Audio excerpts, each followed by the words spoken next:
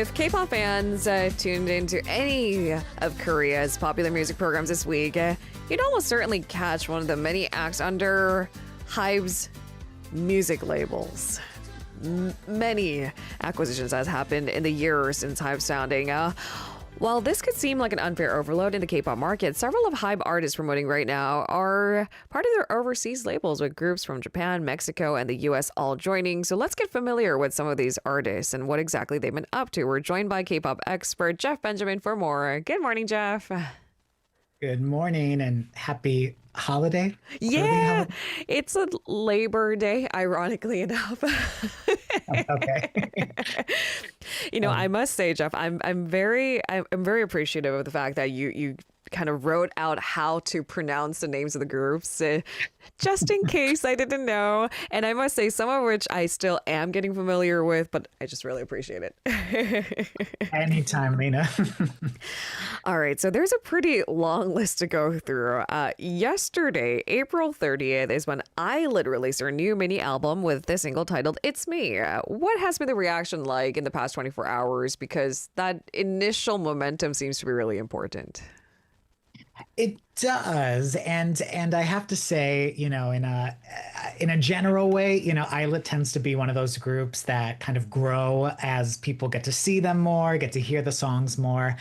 This new track, It's Me, I think it's pretty good. It's super, like, I think this is, you're going to hear me talk about this a bit, but I think the trend right now is just slamming club music dance tracks, because this one starts really hard from the get-go. It just kind of pulls you in right away with the banging beats.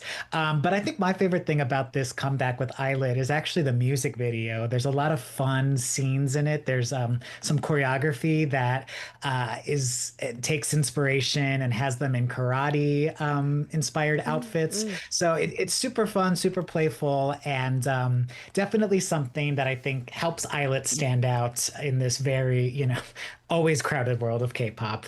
The always crowded world of K-pop is accurate. Who was hip yesterday? Do they still remain relevant today? I mean, that is, I think, the nature of pop culture. And from what little I can understand, they need to keep moving. And if the current times demands club music, then club music it is. And frankly, I did kind of peg ILLIT as a type. Maybe it's because I'm less familiar with the band, and some of their earworm songs were very cutesy and lovable, and so I did peg them as a type. But here are they doing something different, and that's, I think, really exciting for the fans. Exactly. I think so too. And I think it's kind of like next step up, ready for, warmer weather, hotter weather, summer's coming, they're ready to club, I guess. And that transition is pretty natural, right? In the K-pop world, for girl groups, you sometimes start soft. I guess not for Blackpink, but sometimes you start soft, you work your way into like the harder sounds with the harder outfits, usually in color from white to black. And that transition is happening right before our eyes with ILLIT. Oh. All right. Now, on Monday, HYBE's boy band TWS also dropped their fifth mini album, No Tragedy, with the new single You, which we just played for our listeners. How are they being received? Yeah, this is another new exciting group, kind of, once again, finding their footing. TWS in particular, they've sort of been another group that sort of sounds like they grow with time. It's not like this automatic, everyone is ready to listen, right away, but they've had some big hit singles that have sort of grown throughout, weeks and months. They had a really big song with their debut single called Plot Twist, which was in 2024. That was ended up being one of the biggest boy band songs of the year. But these guys, it's definitely not what we heard from ILLIT. It's a lot more charming, sparkling, effervescent. They call themselves that they represent this boyhood pop sound. Ooh. So it definitely has that sort of feel good, nice and safe, comforting sort of style. And I love these guys. I think they're so fun. They're from Pledis Entertainment, which of course is the home from 17 and Orange Caramel and After School. So lots of fun and I think lots of promise from To Us with this spring single. It's so interesting because K-pop is an entire spectrum, isn't it? Which is what you also talk about all the time, Jeff. And while it's so easy for us to generalize, I like that we're getting an eclectic mix of, some more poppy and boyhood. I love that. Some bands should embrace that for as long as they can. Why not? And these guys Yeah. look like, they're such cute, charming guys. I'm like, stay there as long as you can. Absolutely. And when they make the transition with their own wrecking balls, I will always use that reference with Miley Cyrus. I'll be all for it. But for now, milk it because it's totally working in their favor. Okay, now, just a week ago, today, another HYBE girl group, SSERAFIM. Notice how they're all HYBE? It's a huge empire. And how far Pang Shek has come, Chairman Pang has come since, well, his failed projects. This is remarkable. Anyway, SSERAFIM. They released their new single Celebration as their first taste of an upcoming new album. How is the latest single being received, Jeff?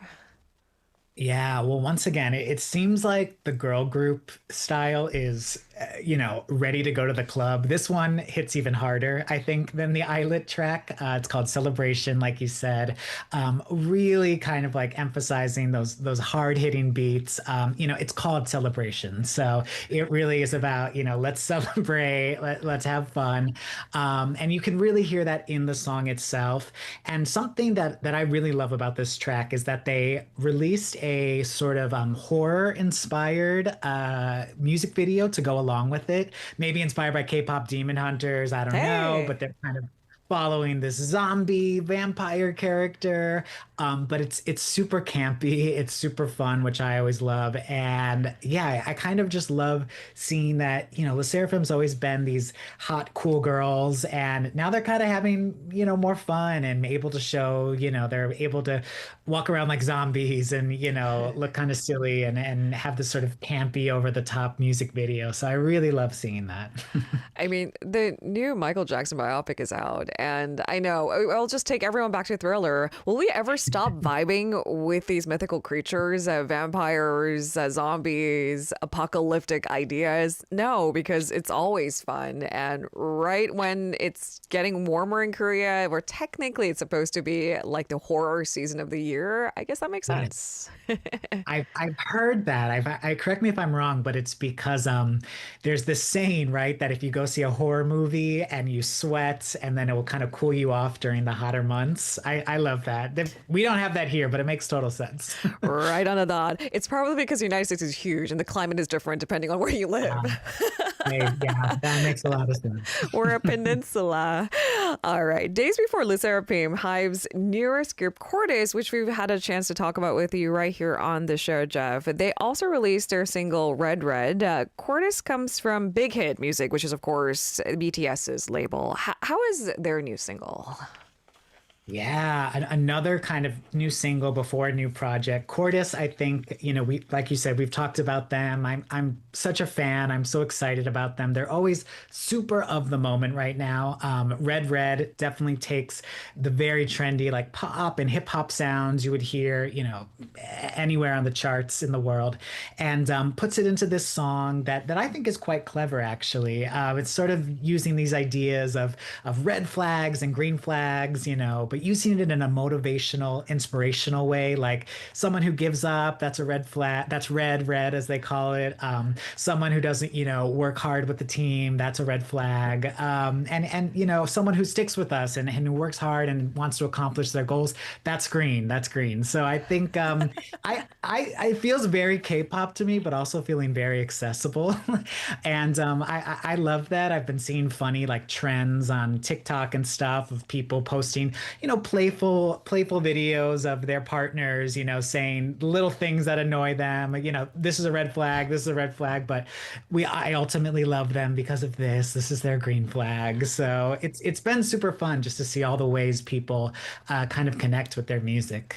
I think we know that a particular song or concept, right? It's striking a chord with the general public on social media when there are memes being made or there are these challenges being made. And if it happens authentically without maybe the agency forcing it down our throats, it's even more beautiful. And what you're alluding to there is people getting just really excited and finding the red flag, right, green flag. It's kind of universal, right? Yeah, exactly. And I think those themes, I mean, that was something that BTS was so good at, even from the start of their careers. I think I said it on the program before, but I really do think Cordis is going to get a #1 album in the US sometime in the future. Maybe not this album, I don't know. The upcoming album is called Green Green, so green flags right there. But yeah, I really do believe in these guys and I'm so excited for them.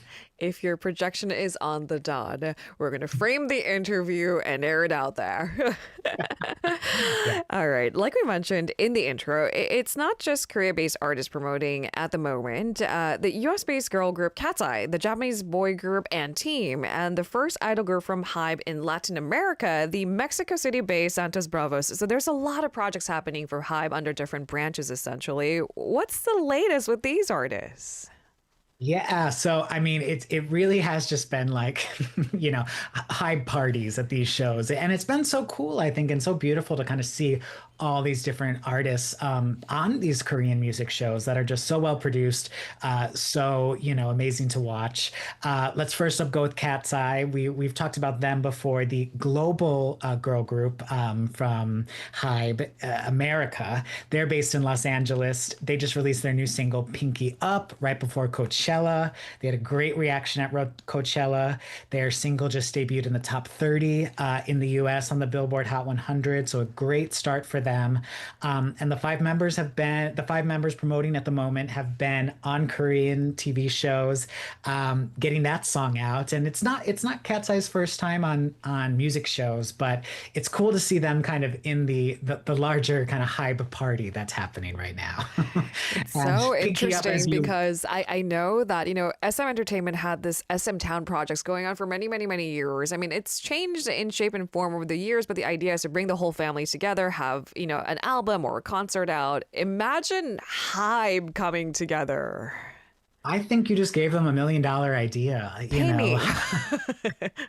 HYBE Family Project album. I mean, I know, and just even like the range of things that you could, Yeah. talk about. I mean, even Cat's Eye themselves, they represent, there's members from Korea, Indian American members, members from Europe who represent Africa, Latin America. Such a cool kind of blend of cultures right there. So, right then and there, that's so many cool options. I cut you off. You want to talk about Pinky Up.